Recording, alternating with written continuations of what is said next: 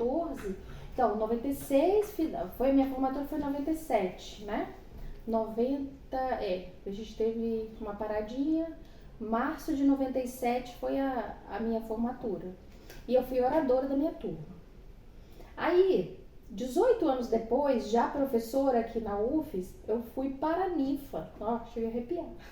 Eu fui para a ninfa da minha turma, da turma de, acho que do noturno. E no mesmo lugar, né, no Manuel Vereza, eu fui lá fazer o discurso de Paraninfa, 18 anos depois. Então, assim, foi um negócio surreal. Então, é uma experiência que eu tive lá, mas que eu voltei até agora, depois de estar aqui de volta, né, como professora. Fantástico. Então, é isso.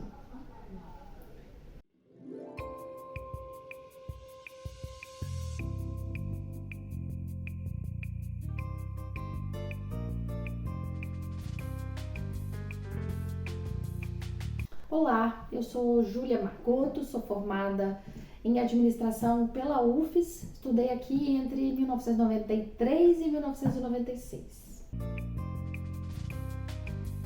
Como todo jovem nessa etapa, né, de escolher o curso, eu tinha lá minhas dúvidas e fiquei pensando que poderia talvez escolher algumas áreas diferentes. Para vocês terem uma ideia, eu comecei no cursinho na época, estudando para medicina. E ao longo do tempo eu descobri que não era para mim. E aí pensei em alguma coisa na área de ciências sociais, que eram disciplinas na época que eram cobradas no vestibular, com as quais eu me identificava mais.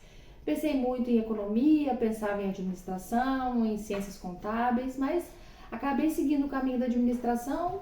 Acho também que talvez por influência da família, assim, meu pai cursou administração aqui na UFES também. Quando eu já era nascida, eu era pequenininha e via ele estudando e falando do curso e tudo mais. A minha irmã mais velha também cursou administração aqui na UFES.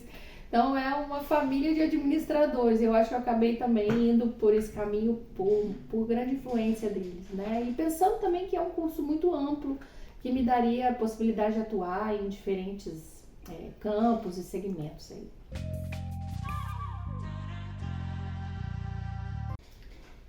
Na época, para mim, assim, até por conta disso que eu falei, né, por ter meu pai estudado aqui, minha irmã estudado aqui, por terem poucas opções ainda de outros cursos, não me passava pela cabeça outro lugar que não fosse uma universidade federal, até pela imagem que a gente tem, né, de qualidade e gratuidade, né, um excelente curso. Na época em que eu cursava aqui, a gente não chamava de ENAD, não existia o ENAD ainda, mas a minha turma foi a turma que fez o primeiro provão do MEC na época, e a gente passou no provão com avaliação A, que é a melhor avaliação possível do provão. Então, assim, era um curso um curso de muita qualidade, enfim, não me passou pela cabeça fazer outra opção que não fosse a federal. Sem dúvida, né? Eu acho que para o estudante da federal fica muito evidente que estar aqui, fazer a graduação, não é simplesmente estar na sala de aula, né? A gente tem uma gama de possibilidades, de projetos diferentes nos quais a gente pode se engajar. A gente tem possibilidades, inclusive, de fazer disciplinas em outros cursos. Eu, na época que estudei, fiz parte da EJCAD, a EJCAD estava começando, eu fui uma das primeiras estudantes a participar da empresa Júnior, né, dos projetos da empresa Júnior. Então, assim, essas possibilidades de atuar para além da sala de aula, de viver realmente a experiência universitária, eu acho que só uma federal pode trazer para a gente, né? Possibilidade de extensão, de iniciação científica, enfim, acho que é todo um diferencial que faz realmente, tem muito impacto assim na formação.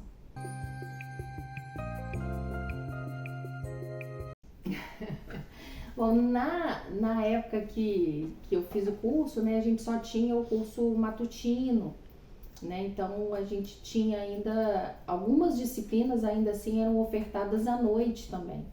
Então a gente tinha que buscar as atividades de estágio sempre no período da tarde e eventualmente ainda voltar para a universidade à noite. Então era um dia bem puxado, né, quando a gente precisava pegar umas disciplinas à noite também. Hoje já não é mais assim, né? Hoje os cursos já têm seus horários assim bem definidos, mas eu acho que isso sempre é, né, um desafio a gente conciliar o estágio ou o trabalho com a formação, com a graduação. Mas a gente vai superando, precisa se organizar bem, precisa definir, delimitar bem os horários de estudo, os horários de trabalho. Às vezes hoje, sei que é muito mais difícil com essa história do home office, né? A gente acaba levando muito trabalho para casa também, mas acho que é uma questão de organizar, né? De se planejar, que é o papel do administrador, né? Então a gente tem que conseguir fazer isso bem.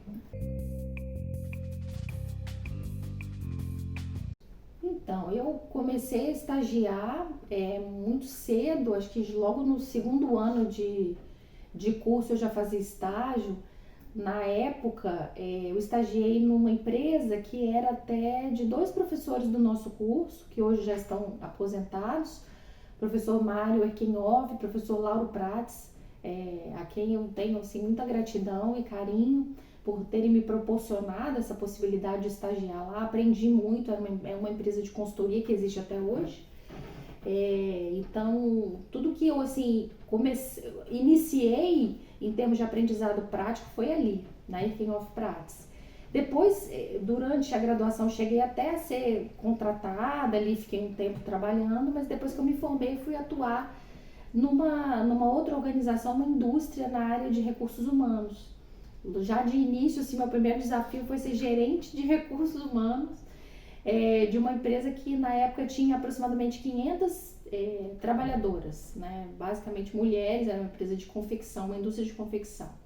E foi ali então que eu dei os meus primeiros passos bem na área executiva, né? Vamos dizer assim, porque antes era mais na área de consultoria e tudo mais. E foi uma experiência muito interessante. Passei algum tempo ali, depois também saí de lá para trabalhar numa outra indústria, dessa vez no ramo alimentício, né, e de comunicação também, na área de recursos humanos, mais uma vez, na área de coordenação administrativa e de recursos humanos. E foi uma experiência também muito rica, muito positiva, uma visão diferente, né, dos tipos de negócio que eu já havia conhecido antes. E depois disso eu decidi fazer um mestrado, voltar para a academia, voltar a estudar, né, numa formação stricto sensu, porque enquanto eu estava também no mercado, eu fiz alguns MBAs, né, eu fiz 2 pós-graduações, uma na área de marketing pela SPM, assim que eu me formei, e outra na área de recursos humanos também pela Fundação Getúlio Vargas. Eu sempre entendi que essa ideia de continuar a aprender é muito necessária dentro do nosso ramo, né, da gestão, e hoje cada vez mais. Então aí fiz o mestrado e aí fui caminhando mais para a linha acadêmica, né, e trabalhei como professora substituta aqui no departamento por algum tempo, e em 2009 eu fiz o concurso para professora efetiva e estou aqui trabalhando no departamento de administração desde o ano de 2010, né, como professora efetiva do departamento, depois de ter passado esses mais ou menos 12 anos atuando em organizações no mercado, depois veio para cá.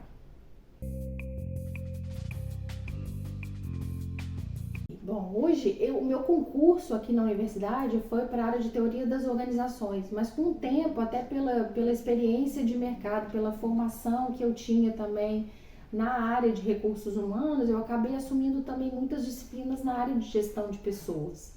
Então hoje basicamente eu ministro disciplinas na área de gestão de pessoas, já atuei como coordenadora do curso noturno durante 3 mandatos, e sou atual tutora do PET, Conexões à Administração, que é o programa de educação tutorial do nosso curso, dos nossos cursos, né?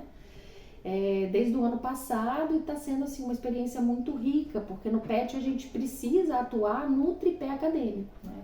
Então, para além das questões do ensino, a gente trabalha muito também com pesquisa, com extensão, e a troca, né, o relacionamento com esse grupo aí de estudantes é fantástico, a gente sempre aprende muito. E eu brinco com eles que a gente até rejuvenesce um pouco, a gente se atualiza bastante com eles.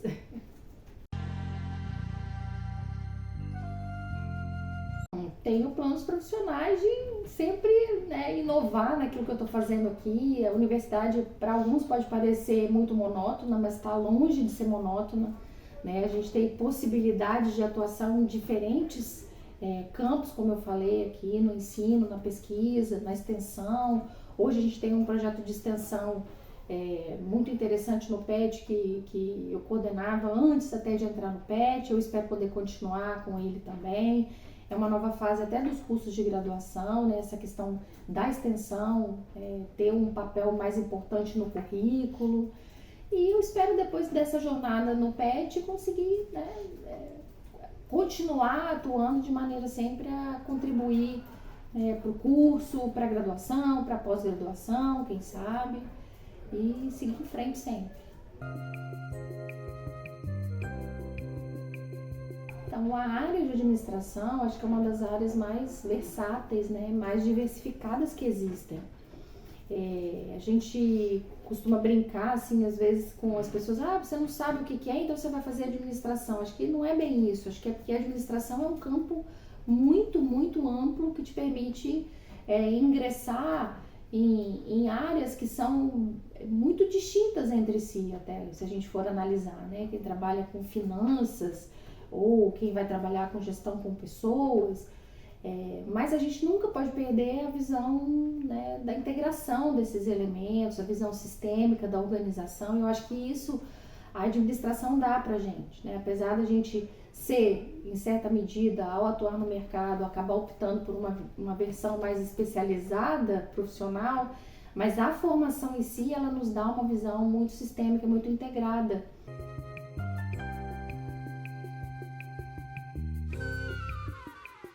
Eu acho que a vivência prática, né? Eu acho que o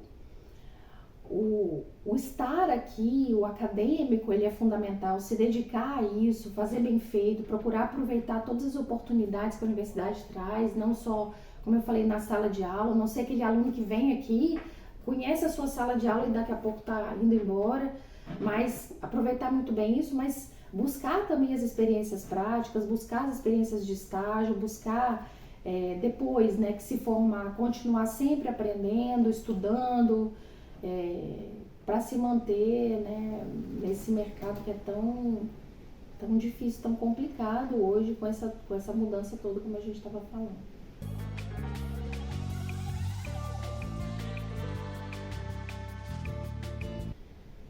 Teriam, acho que algumas dicas, né, mas acho que a principal é assim, se você tiver que fazer alguma coisa que seja da melhor forma que você conseguir fazer. Nunca faça nada que você sabe que você poderia ter, nunca deixe nada acabado sem antes ter certeza de que você deu o seu melhor, de que você fez o melhor que você podia com aquilo que você tinha disponível naquele momento. Acho que essa precisa ser a nossa busca constantemente, porque é assim que a gente evolui, né? E não ter receio de se colocar em novos desafios, né? O lugar de sempre não faz a gente crescer. Ele pode ser mais confortável, mas ele não faz a gente crescer, ele não faz a gente aprender.